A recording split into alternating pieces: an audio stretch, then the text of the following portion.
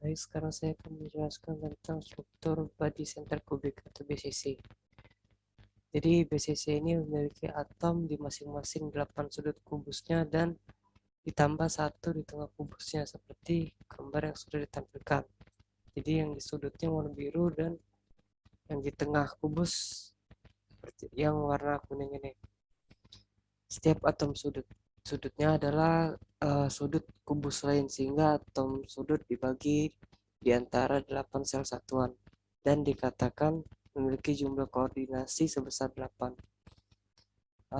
Untuk sel unit BCC terdiri dari dua atom, yaitu yang pertama total bersih satu di tengah dan 8/8 dari atom sudut.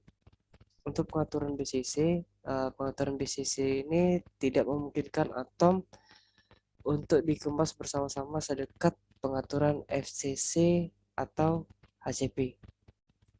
Sel unit BCC ini memiliki faktor pengemasan 0,68. Faktor pengemasan ini volume atom dalam sel per total volume sel.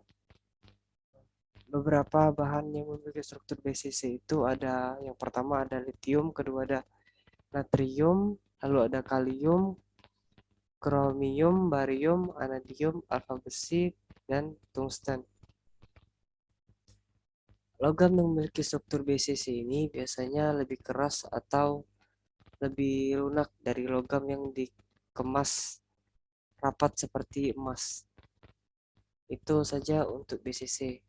Ini juga ada contoh gambar lain dari BCC. Ya, lanjut ke VCC, ke FCC. Jadi ini gambar FCC, gambar FCC. Untuk FCC ini memiliki atom yang terletak di setiap sudut dan pusat semua wajah kubik. Nah, jadi seperti BCC tadi, FCC ini memiliki atom di setiap sudutnya, yang warna biru ini, dan di wajah atau di sisi yang warna kuning ini. Jadi di setiap sisinya ada atom. Karena 12 atomnya terbagi, jadi dikatakan memiliki 12 angka koordinasi. Setiap atom sudutnya adalah sudut kubus lain, sehingga atom sudut dibagi di antara 8 sel satuan. Masing-masing dari 6 atom yang berpusat pada wajah dibagi dengan atom yang berdekatan. Untuk sel satuan FCC terdiri dari total bersih 4 atom, 8/8 sudut atom, dan 6 bagian dari atom wajah. Struktur FCC ini, atom-atom dapat berkemas lebih dekat daripada struktur BCC, struktur yang sebelumnya. Kristal FCC memiliki faktor pengemasan sebesar 0,74, jadi lebih besar dari struktur yang tadi, struktur BCC. Beberapa logam yang memiliki struktur FCC itu diantaranya ya, ada aluminium, tembaga, emas, iridium, timah, nikel, platinum, dan perak. Ini ada contoh gambar lain dari struktur FCC. Ini adalah contoh gambar lain dari struktur FCC. Baik, mungkin penjelasan dari saya segitu saja.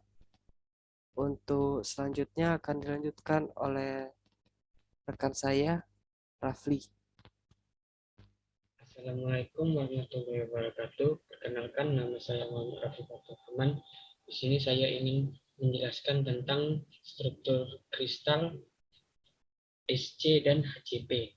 Yang pertama ada SC, yaitu struktur kristal simple cube atau kubik sederhana.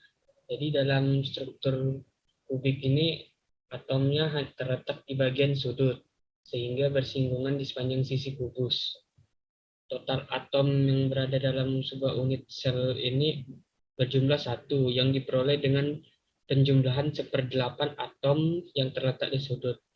Struktur ini kurang rapat dan memiliki bilangan koordinasi yang berjumlah 6.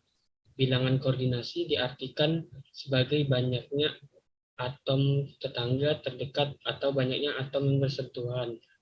Lalu dalam gambar ini kita dapat melihat bahwa masing-masing atom memiliki 6 atom terdekat, yaitu 4 atom yang posisinya berada dalam satu bidang, serta 2 atom yang terletak di bagian atas dan bawah. Sehingga bilangan koordinasi untuk sistem kristal titik sederhana ini yaitu 6. Lanjut, yaitu struktur HCP, yaitu struktur hexagonal closed pack atau struktur paket tutup rapat. Jadi struktur ini atomnya memiliki satu lapisan bersarang di ruang kosong antara atom-atom dari lapisan yang berdekatan, seperti dalam struktur FCC. Lalu struktur HCP ini memiliki 3 lapisan atom, di setiap lapisan di atas dan bawah ada 6 atom yang mengatur diri mereka sendiri dalam bentuk segi 6, dan atom ketujuh yang duduk di tengah-tengah segi 6. Lapisan tengah memiliki 3 atom bersarang di alur segitiga di bidang atas dan bawah. Ada 6 alur yang mengelilingi masing-masing atom dalam bidang heksagonal, tetapi hanya 3 diantaranya yang dapat diisi oleh atom. Jumlah koordinasi atom dalam struktur ini berjumlah 12. Ada juga 6 tetangga. Ada 6 tetangga terdekat di lapisan yang sama, 3 di lapisan atas dan 3 di lapisan bawah. HCP ini memiliki faktor pengepakan 0,7 sama dengan sel satuan kristal FCC. Baiklah, materi selanjutnya akan dilanjutkan oleh teman saya. Assalamualaikum warahmatullahi wabarakatuh. Perkenalkan, nama saya Yusnita Puspitasari dari jurusan Fisika untuk memenuhi tugas mata kuliah pendahuluan fisika zat padat kelas A dengan dosen pengampu Dr. Randa Jorena MSI. Di sini saya akan menjelaskan nomor 3, yaitu bagaimana hubungan konstanta Kisi A dan R dan APF.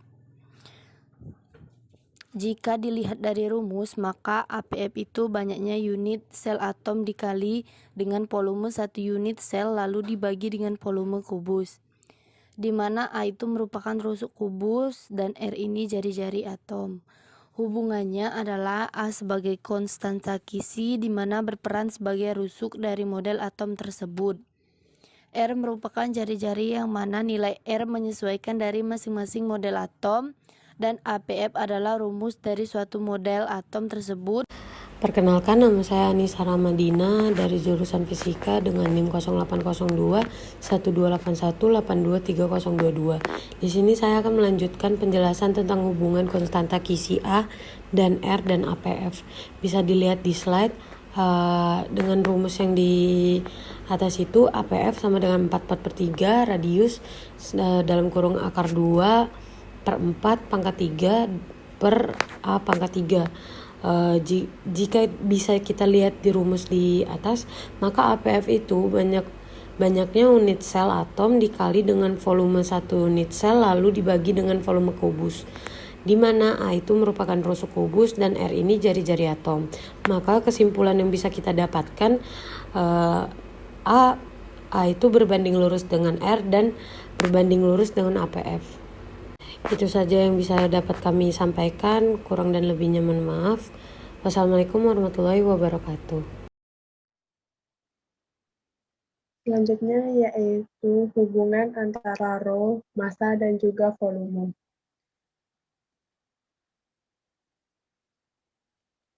Massa jenis itu merupakan perbandingan antara massa dari suatu zat dengan volume dari suatu zat tersebut. Dengan rumus bisa dilihat dalam tampilan PPT berikut, yang mana rho sama dengan M per V, yang dengan keterangan M merupakan massa dari suatu benda tersebut yang bersatuan kilogram atau kilogram. Dan juga V itu merupakan volume benda tersebut yang bersatuan meter kubik atau sentimeter kubik. Yang selanjutnya yaitu rho.